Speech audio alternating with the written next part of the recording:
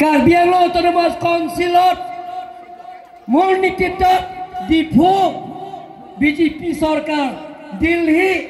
দিছপুৰ ডিফু সমান্তৰাল হিচাপে ডেভেলপমেণ্ট কাম পূৰণ হ'ব আপোনালোকে চিন্তা কৰিব লাগে আমাৰ জিতু গোস্বামী ডাঙৰীয়া তেখেতে আমাৰ কাৰ্বি আংলঙতে জন্ম হৈছে তেখেতৰ দেউতা আমাৰ কাৰ্বি আংলঙৰ ৰাইজৰ কাৰণে বহুত অৱদান আছে ডিবি ইংলিছ হাই স্কুলত প্ৰিন্সিপাল আছে তেখেতৰ দেউতা আৰু তেখেতৰ মাও ডিফুতে প্ৰধান শিক্ষক হৈছে গতিকে আমাৰ কাৰ্বি ৰাইজৰ কাৰণে বা কাৰ্বি আংলঙৰ ৰাইজৰ কাৰণে কাৰ্বি আংলঙৰ ল'ৰা ছোৱালীৰ কাৰণে তেখেতৰ দেউতা বহুত অৱদান আছে তাৰ কাৰণে এবাৰ আমাৰ কাৰ্বি আংলঙত পৰা বা কাৰ্বিসকলৰ কাৰণে প্ৰথমবাৰ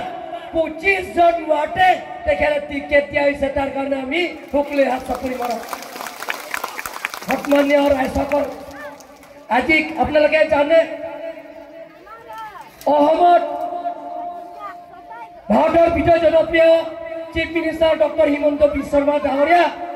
নেতৃত্ব লোৱাৰ পিছত সকলো জাতি জনগোষ্ঠীৰ লগত লৈ কাৰ্বি আংলং লগতে অসমৰ এটা স্থায়ী শান্তি হৈছে কোনো জাতি জনগোষ্ঠীৰ লগত সংঘাত হোৱা নাই কোনো জাতি জনগোষ্ঠী তেখেতসকলৰ সমস্যাবিলাকক সমান্তৰাল হিচাপে পূৰণ কৰিবৰ কাৰণে তেখেতে চেষ্টা কৰা হৈছে আজি আপোনালোকে চাওক কাৰ্বি আংলঙত এতিয়া কোনো জাতি জনগোষ্ঠীৰ সংঘাত কৰা নাই আগতে কংগ্ৰেছৰ শাসনৰ আমলত এইটো জাতিৰ লগত এইটো জাতি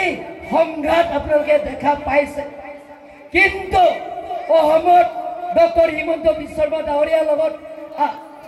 যিবিলাক অগ্ৰপন্থী সংগঠনৰ লগত আলাপ আলোচনা কৰি শান্তি চুক্তি কৰা হৈছে